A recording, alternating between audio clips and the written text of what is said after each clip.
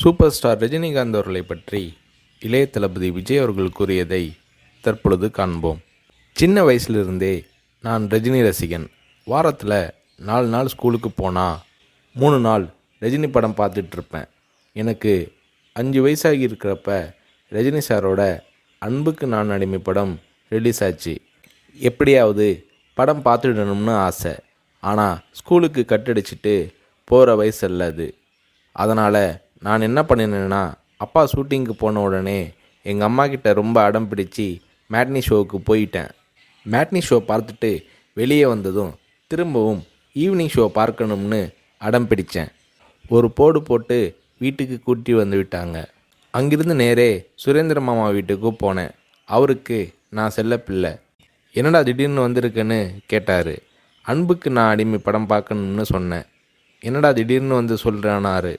இல்லை, கண்டிப்பாக போகணும்னு சொன்னேன். சரி வா, அம்மா கிட்ட போய் சொல்லிட்டு போகலாம்னாரு. இல்லை, அம்மா கிட்ட சொன்னால் திட்டுவாங்க.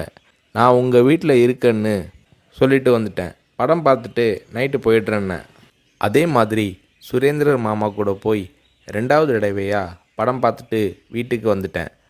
அப்படியும் சும்மா இருக்கலை. ஷூட்டிங் முடிஞ்சிட்டு 9 மணிக்கு அப்பா வந்தார். வாடா சாப்பிடலாம்னாரு. எனக்கு பசி இல்லைன்னு முகத்தை திருப்பிக்கிட்டேன். கோபமாக இருக்கிற மாதிரி நடிப்பு காட்டினேன். இல்லை, சாப்பிட்டு தான் ஆகணும். உன் ப்ராப்ளம் என்னன்னு சொல்லுனாரு. அன்புக்கு நான் அடிமைக்கு கூட்டிகிட்டு போனால் சாப்பிட்றேன்னு சொன்னேன். சாப்பாட்டை பரிமாறிக்கிட்டு இருந்த அம்மா என்னை பார்த்து, அட திருடா, என் கூட வந்து அந்த படத்தை மேட்னி ஷோவில் பார்த்துருக்குற மாதிரி முறைச்சி பார்த்தாங்க. சரி வந்து சாப்பிடுனாரு. சாப்பிட்டு முடித்ததும் நைட் ஷோவுக்கு கூட்டிகிட்டு போனார். உண்மையிலேயே அன்னைக்கு மேட்னி, ஈவினிங், நைட் ஷோன்னு 3 தடவை ரஜினி சார் படம் பார்த்தேன். படம் பார்த்துட்டு வந்ததும் அப்பா கிட்ட ஒரு அன்பு கட்டளை போட்டேன்.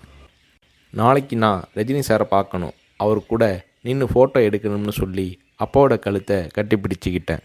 அடுத்த நாள் காலை நானும் என்னோடய ஃப்ரெண்ட் கார்த்திக்கும் அப்பா கூட போனோம்.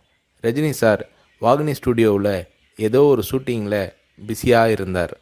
நான் ரஜினி சாரை நேரடியாக பார்க்கிறது அதுதான் முதல் தடவை. எப்படி ரஜினி சார்கிட்ட பேசுகிறதுன்னு பயந்துக்கிட்டு இருந்தேன். அவர் கூட்டிகிட்டு போய் அன்பாக பேசினார். அப்படியே என்னை தன்னோட மடியில் உட்கார வச்சுக்கிட்டு என்ன படிக்கிறேன்னு கேட்டார். சொன்னேன், நான் உங்கள் கூட நின்று ஃபோட்டோ எடுக்கணும்னு சொன்னேன். சிரிச்சுக்கிட்டே என் கன்னத்தை தட்டி கொடுத்து எங்களை அணைச்சிக்கிட்டு ஃபோட்டோவுக்கு போஸ் கொடுத்தார்.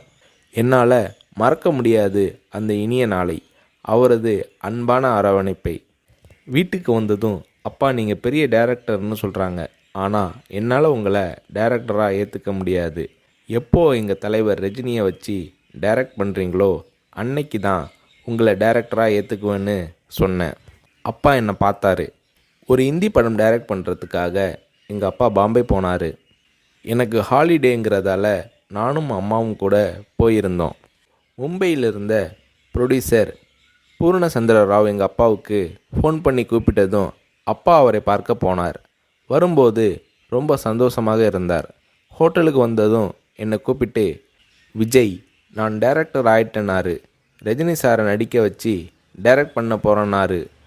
அந்த படம் தான் நான் சிகப்பு மனிதன்.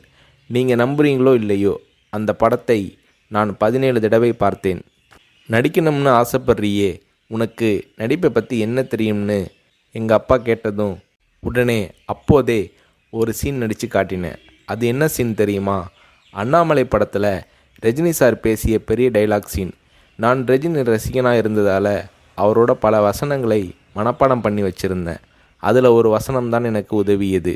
ரஜினி சார் சரத்பாபுவை பார்த்து தொடையில் தட்டிக்கிட்டு கோபமாக பேசுவாரே, அந்த வசனத்தை நான் பேசி நடிக்கிறத கொஞ்ச நேரம் அப்படியே கூர்ந்து கவனிச்ச எங்கள் அப்பா என்னை பக்கத்தில் கூப்பிட்டு, நாளைக்கு உனக்கு மேக்கப் டெஸ்ட் எடுக்கிறேன்னாரு.